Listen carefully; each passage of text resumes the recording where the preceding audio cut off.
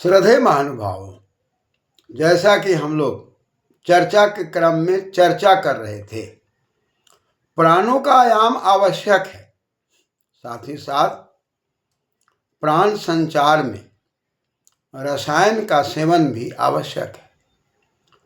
रसति रसा तस्य ऐनम रसायन, जो हमारे जीवन को रस प्रदान करता है। रसो वही आनंद, और रस से ही हमको आनंद मिलता है।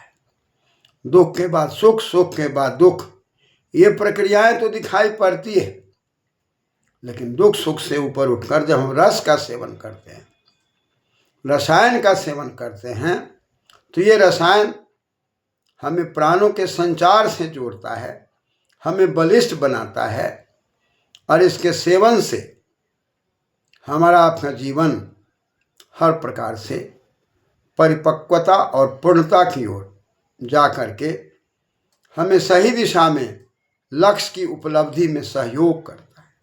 इसलिए प्राकृतिक रसायन के सेवन का विधान आयुर्वेद में दिखाई पड़ता है, जिसके पठन पाठन की प्रणाली घर घर में किए जाने के बाद यह गुरुकुलीय प्रणाली की जो चीज़ है, घर को ही गुरुकुलीय प्रणाली बनाने की आवश्यकता है। तो आइए हम लोग आज विचार करते हैं। एक है रसायन जिसका नाम है आंवला, और आंवला पर यदि हम विचार करते हैं तो आम उपसर्ग है, मल धारने धातु, और अच प्रयत्न लगकर बनेगा आंवला, टाप कर देंगे आंवला, जो हमारे जीवन में आकर्षक रूप से नाना प्रकार की शक्तियों को धारण किए हुए है, वो आंवला है।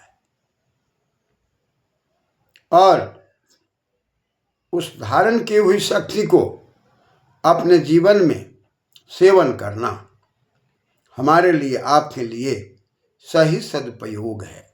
इसलिए कहा, वयस्यामल की वृष्या जाति फल रसम शिवम शिवी मोदे कल्याण। हमारे जीवन के लिए हमेशा ये कल्याणकर है।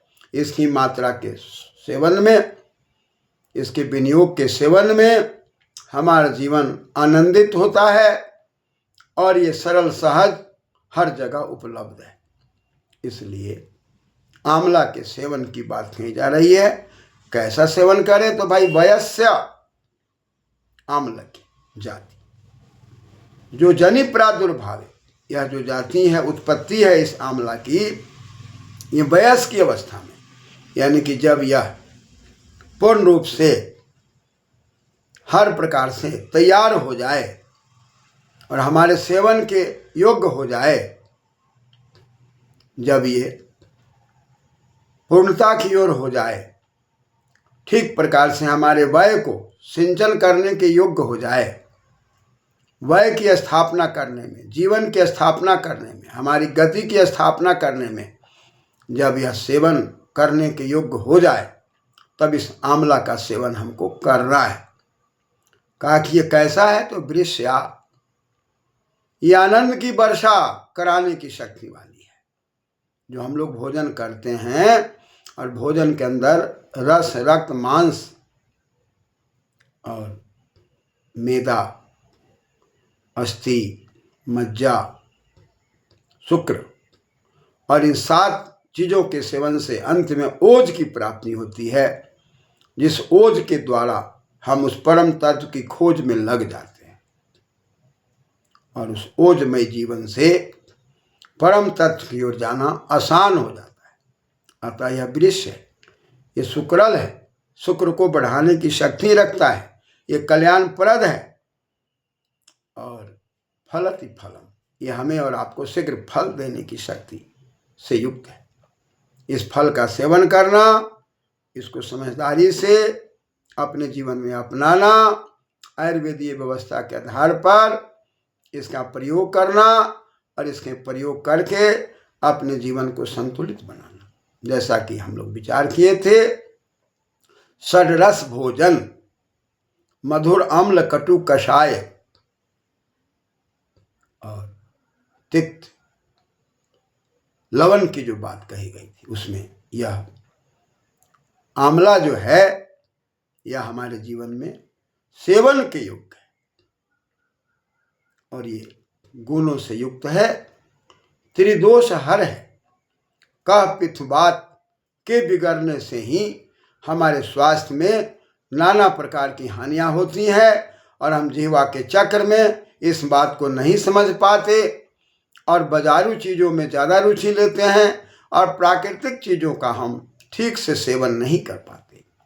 परिणाम हम और अपने उत्तराधिकारी को सही दिशा का निर्देशन नहीं कर पाते। इसलिए जो शास्त्रीय बात में बात कही गई है कि इसको धात्री फलम कहा गया है, ये धारण करने की शक्ति है, ओज को धारण करने की शक्ति है, शुक्र को धारण करने की शक्ति है। ये श्री फलम, श्री कहते हैं पक्व अवस्था, श्री पाके, ये हमारे जीवन को परिपक्व बनाने की शक्ति, सोचने की शक्ति प्रदान करने वाली है। ये फल है, ये हमारे जीवन में सरल सहज उपलब्ध है और ये हमारे जीवन को फलीभूत करने की शक्ति है, परिपक्व अवस्था में ले जाने वाली चीज़ है और ये शुक्रल को धारण करने की शक्ति है।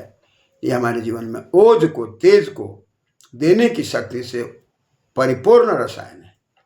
इसका सेवन हम मानवों को जरूर करना चाहिए और प्रकृति के रूप में करना चाहिए, मिलावट के रूप में नहीं करना चाहिए। और इसको जो नाना प्रकार से बिगाड़ करके और इसका जो सेवन हो रहा है जिससे हमको हानि होती है। अतः प्रकृति के वस्तुओं को प्राकृतिक स्वरूप में ग्रहण करने की जो कला आयुर्वेद में है, उस ओर हमें घर परिवार समाज को इंगित करना होता है और वहाँ से फिर हम इसको सेवन कर सकते हैं।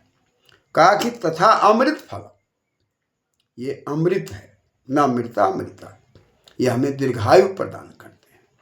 परमपिता परमात्मा को भी अमृत कहा गया है और इस फल को भी अमृत फलम कहा गया है। ये हमें अमृत की ओर ले जाता है, परम तत्व की ओर ले जाता है। स्मृतम, इस प्रकार से स्मृति कही गई है, इस प्रकार से इसको याद किया गया है। कहा कि भाई त्रिस्वा अमला का माख्यातम धात्री तिस्या फलामृता त्रिसु, ये तीन जो बातें कही गई कि यह धात्री फल है, श्री फल है, अमृत फल है। त्रिसु अम्लकम आख्यातम, इस प्रकार से इसकी व्याख्या है कि शरीर में जीवनीय तत्व को धारण करने वाली शक्ति है और ये परिपक्व अवस्था में ले जाने वाली शक्ति है, ये अमृतमय शक्ति है, हमारे जीवन को दीर्घायु बनाने वाली शक्ति है और इसलिए इसको धात्री कहा गया।